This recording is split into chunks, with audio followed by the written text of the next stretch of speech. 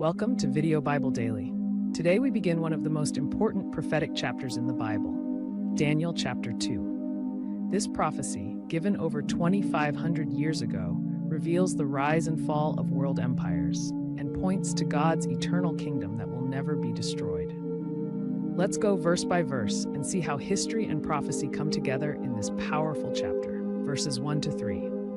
And in the second year of the reign of Nebuchadnezzar, Nebuchadnezzar dreamed dreams, wherewith his spirit was troubled, and his sleep brake from him. Then the king commanded to call the magicians, and the astrologers, and the sorcerers, and the Chaldeans, for to show the king his dreams. So they came and stood before the king. And the king said unto them, I have dreamed a dream, and my spirit was troubled to know the dream. Explanation: the mighty Babylonian king was restless because God gave him a prophetic dream. Even rulers of the world are under God's control. Application: when your spirit is troubled, it may be that God is speaking to you. Don't run to the world for answers first. Seek God in prayer. Verses 4 to 9. Then spake the Chaldeans to the king in Syriac, O king, live forever. Tell thy servants the dream, and we will shew the interpretation. The king answered and said to the Chaldeans, The thing is gone from me. If you will not make known unto me the dream, with the interpretation thereof, ye shall be cut in pieces, and your houses shall be made a dunghill. But if ye shew the dream, and the interpretation thereof, ye shall receive of me gifts and rewards and great honor. Therefore shew me the dream, and the interpretation thereof. They answered again and said, Let the king tell his servants the dream, and we will shew the interpretation of it.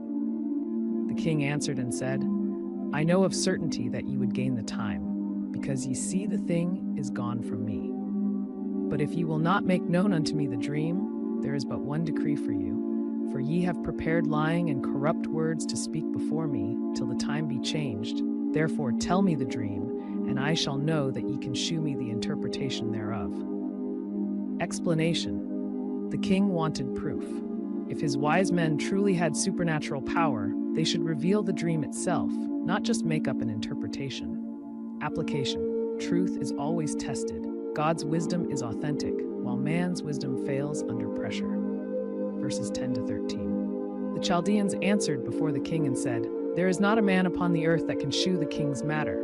Therefore there is no king, lord, nor ruler that asks such things at any magician or astrologer or Chaldean.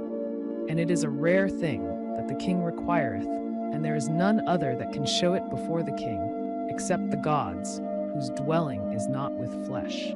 For this cause the king was angry and very furious, and commanded to destroy all the wise men of Babylon. And the decree went forth that the wise men should be slain, and they sought Daniel and his fellows to be slain. Explanation: human wisdom is limited. Only the God of heaven reveals mysteries. Application: when man says it's impossible, God says, I will make a way. Trust his higher wisdom. Verses 14 to 18. Then Daniel answered with counsel and wisdom to Arioch, the captain of the king's guard, which was gone forth to slay the wise men of Babylon. He answered and said to Arioch, the king's captain, Why is the decree so hasty from the king? Then Arioch made the thing known to Daniel. Then Daniel went in and desired of the king that he would give him time, and that he would shew the king the interpretation.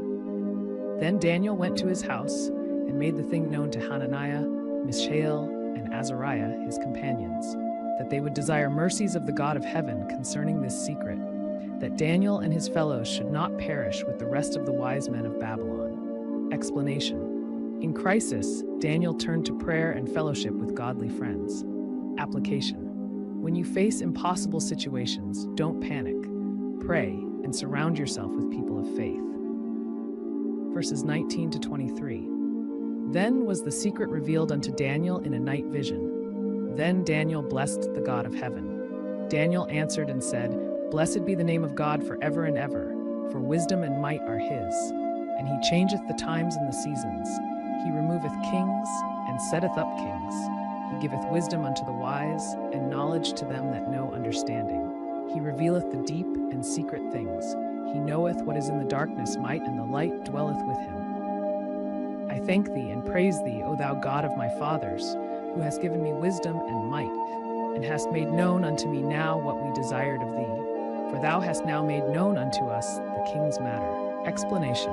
God revealed the dream. Daniel's first response was worship. Application. Whenever God answers, give him glory before you tell others. Gratitude deepens faith.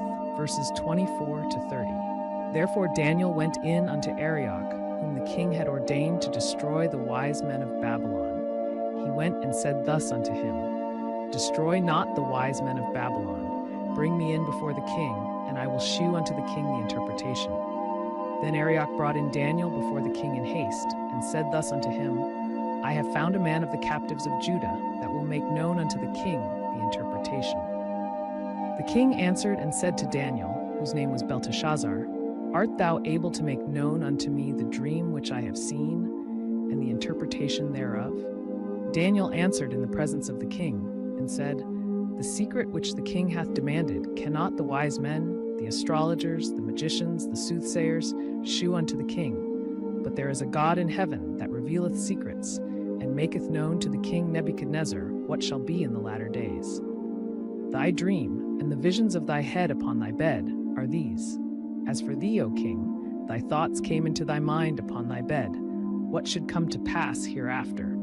And he that revealeth secrets maketh known to thee what shall come to pass. But as for me, this secret is not revealed to me for any wisdom that I have more than any living, but for their sakes that shall make known the interpretation to the king, and that thou mightest know the thoughts of thy heart. Verses 31 to 35. Thou, O king, sawest and behold a great image. This great image, whose brightness was excellent, stood before thee, and the form thereof was terrible. This image's head was of fine gold, his breast and his arms of silver, his belly and his thighs of brass, his legs of iron, his feet part of iron and part of clay.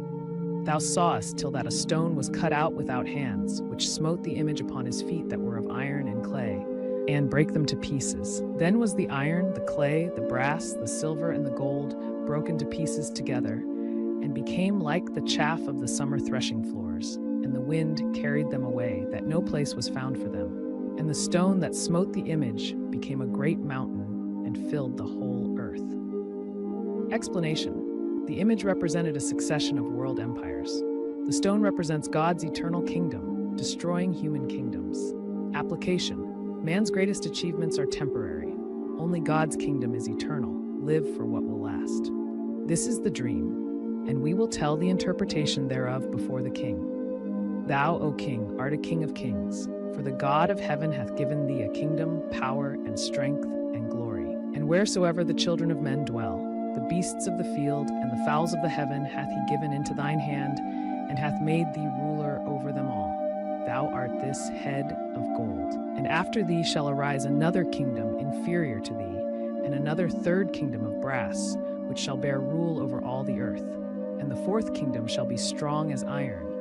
For as much as iron breaketh in pieces, and subdueth all things.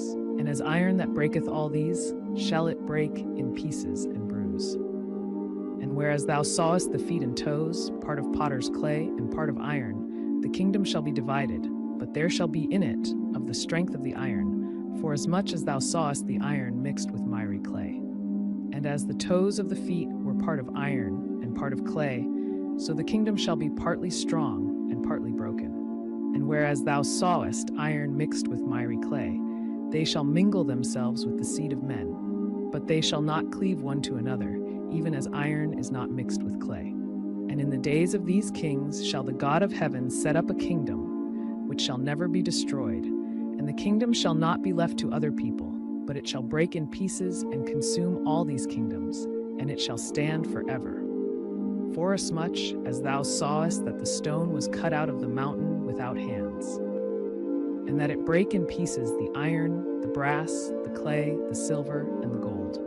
The great God hath made known to the king what shall come to pass hereafter, and the dream is certain, and the interpretation thereof sure. Daniel reveals and interprets Nebuchadnezzar's dream.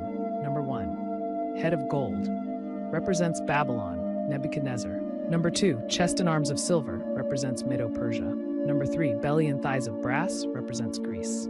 Number 4. Legs of iron represents Rome. Number 5. Feet of iron and clay represents divided kingdoms. Number 6. Stone cut without hands represents God's eternal kingdom through Christ.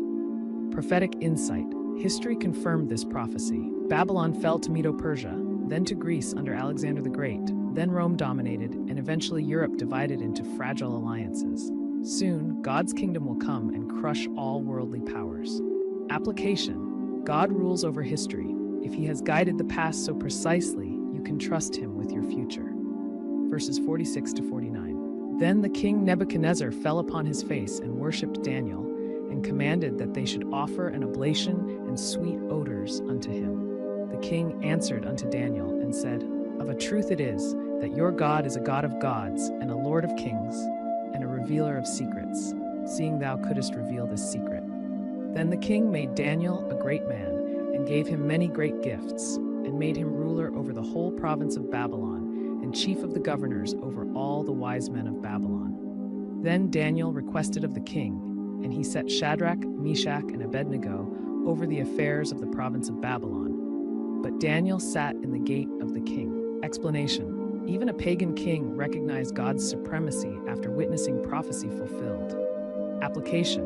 Your faithfulness in crisis can point unbelievers to the true God. Practical takeaway and devotional. Daniel 2 reminds us that history is not random. It's under God's sovereign control.